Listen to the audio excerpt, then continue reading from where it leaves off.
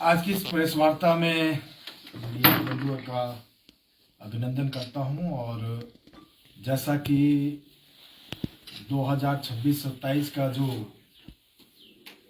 Budget अभी प्रस्तुत हुआ है और उसको लेकर आज आपके सामने यहाँ अपनी बात को रखने वाला हूँ। जैसा कि इस बार का जो बजट प्रस्तुत किया गया, इस देश के जो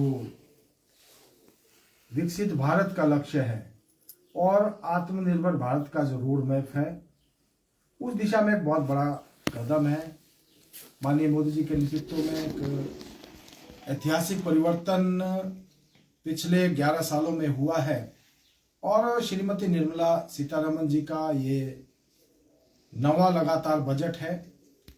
कर्तव्य भवन में बना हुआ ये पहला बजट और 1947 का जो कर्तव्य पथ है उस दिशा में एक बहुत बड़ा कदम है। आत्मनिर्भर भारत इस बजट का मूल मंत्र है और सरकार के निर्णयों का सीधा लोगों को लाभ मिल सके, उस दिशा में एक बहुत बड़ा कदम है। हम जानते हैं आज हमारा देश 7% की ग्रोथ रेट के साथ आगे बढ़ रहा है और आने वाले समय में ये विकास दर जो है और मजबूत होगी। आर्थिक वृद्धि, महंगाई के ऊपर नियंत्रण और साथ ही साथ जिस प्रकार से इस बजट में आम लोगों को जो एक विकसित भारत का जो पथ है और इस देश को विकसित राष्ट्र बनाने का जो सपना है, उस दिशा में उठाया गया एक बहुत बड़ा कदम है। बजट में इस बार मुख्य रूप से आर्थिक विकास को गति देना, उद्योगों का विकास, रोजगार सृजन और आम जन की उम्मीदों को पूरा करना, सामान्य नागरिकों को अधिक अवसर, अधिक सुविधाएं मिले और सबका साथ सबका विकास, समाज के सभी वर्गों को साथ लेकर आगे बढ़ने की दिशा में उठाया गया एक कदम है। अगर इस बार इंफ्रास्ट्रक्चर की दृष्टि से बात करें तो अगर हम 2014-15 से देखें, 2014 में जो पब्लिक कैपिटल एक्सपेंडिचर था वो 2 लाख करोड़ था। 25-26 में बढ़कर 11.2 लाख करोड़ हो गया और 26-27 में इसे बढ़ाकर 12.2 लाख करोड़ करने का प्रस्ताव है। अर्थात इस बार के बजट में इंफ्रास्ट्रक्चर को बढ़ावा देना, इंफ्रास्ट्रक्चर विकास को गति देना और साथ ही साथ जो 2 टियर और 3 टियर के जो शहर हैं, उन शहरों का विकास करना।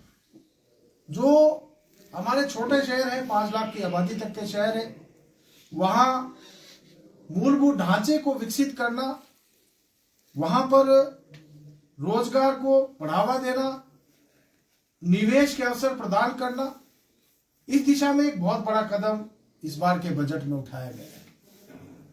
साथ ही साथ देश भर में आने वाले समय में बायोफार्मा मैन्युफैक्चरिंग का हब इस देश को बनाने का लक्ष्य रखा गया है। वैसे तो हम जानते हैं हमारे देश इस दिशा में पहले ही बहुत आगे काम कर रहा है।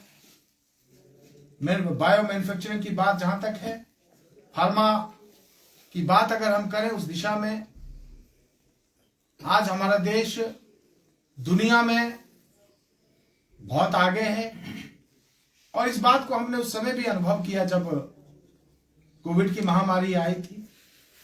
उस समय भी हमारे देश ने अपनी वैक्सीनें तैयार करके दुनिया के अनेक देशों को वैक्सीन मुहैया करवाई, कोविड के लिए अनेक देशों को दवाइयां दी और आज भी आने वाले समय में हमारा देश ग्लोबल बायोफार्मा मैन्युफैक्चरिंग का हब बने। इस बजट में उस दिशा में बड़ा कदम उठाया गया है। इस बार का लक्ष्य 10,000 करोड़ रुपए का खर्च परिव्यय प्रस्तावित है, जिसमें जैविक और बायोसिमिलर दवाओं के उत्पादन को बढ़ावा देना ये लक्ष्य रखा गया है।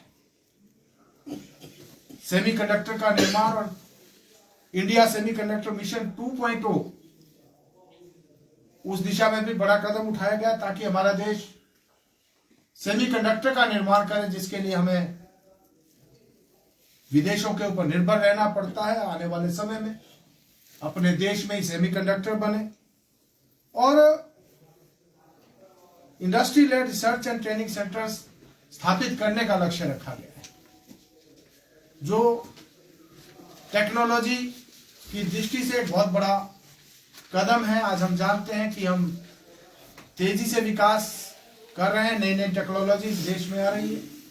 वो चाहे एरोस्पेस की बात हो, चाहे अन्य क्षेत्रों की बात। साथ ही साथ इस बार के बजट में स्वास्थ्य क्षेत्र और उसमें जो इंपोर्ट ड्यूटी है, उसमें बहुत सारी दवाइयों के ऊपर इंपोर्ट ड्यूटी को घटाया गया है, शून्य किया गया है। पहले 17 मेडिसिन ऐसी थी जिसमें कैंसर जैसी बीमारियां, उसकी जो दवाइयां थी उसमें इंपोर्ट ड्यूटी को घटाया गया था। अब 7 मेडिसिन इसमें और जोड़ी गई हैं, 7 दवाइयां, जिसमें डायबिटीज की है, कैंसर की है, हृदय रोग है, किडनी रोग है, लीवर रोग है। इनकी रोकथाम, इनकी स्क्रीनिंग और इनका शुरुआती इलाज, उस दृष्टि से एक बड़ा कदम उठाया गया है, ताकि हमारे देश के लोगों को सस्ती दरों के ऊपर दवाइयां मुहैया करवाई जा सके। एक और बड़ा निर्णय लिया गया है, विशाल टेक्सटाइल पार्क स्थापित किए जाए और खादी और हथकरघा को मजबूत करने की दृष्टि से महात्मा गांधी ग्राम स्वरोजगार की शुरुआत की गई है। अर्थात खादी को बढ़ावा मिल सके और टेक्सटाइल पार्क्स के माध्यम से, मेक इन इंडिया के माध्यम से हमारे देश के बने उत्पाद हम आज दुनिया भर को उनका अपने देश में निर्माण करके एक्सपोर्ट कर सके, उस दिशा में एक बहुत बड़ा कदम उठाया गया। 7 हाई स्पीड रेल कॉरिडोर की स्थापना करने की भी घोषणा इस बार के बजट में की गई है, जिसमें दिल्ली वाराणसी सहित 7 हाई स्पीड रेल कॉरिडोर का निर्माण किया जाएगा और वाराणसी सिलीगुड़ी सहित नए कनेक्टिविटी के प्रोजेक्ट्स, उनकी शुरुआत इस बार के बजट में करने का लक्ष्य रखा गया है। नए जलमार्गों का निर्माण करना तथा शिप रिपेयर इकोसिस्टम स्थापित करना, इस दिशा में भी एक बहुत बड़ा कदम उठाया गया है।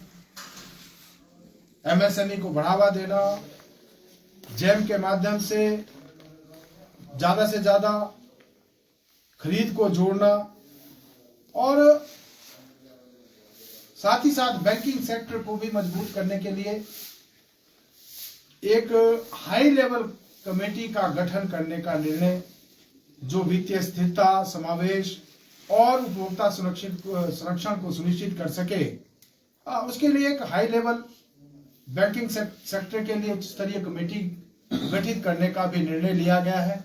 बैंकों में आने वाले समय में 2047 जो विकसित भारत का लक्ष्य रखा गया है, उस दृष्टि से किस प्रकार से चेंजेस करने हैं, किस प्रकार से सुधार करने हैं, उसके लिए एक हाई लेवल कमेटी का गठन करके जो भी सुधार की प्रक्रिया है उसको आगे बढ़ाया जाए। भारत से बाहर रहने वाले व्यक्तियों को भारतीय कंपनियों में निवेश की अनुमति की सीमा को बढ़ाकर 10% करने का जो है इस बार प्रस्ताव है। पहले 5% होती थी, अब 10% उसको कर दिया गया है। शिक्षा की बात हो, एम्प्लॉयमेंट की बात हो, एंटरप्रेन्योरशिप की बात हो, उसके लिए 2047 तक इन सेवाओं में 10% वैश्विक हिस्सेदारी का लक्ष्य भी रखा गया है।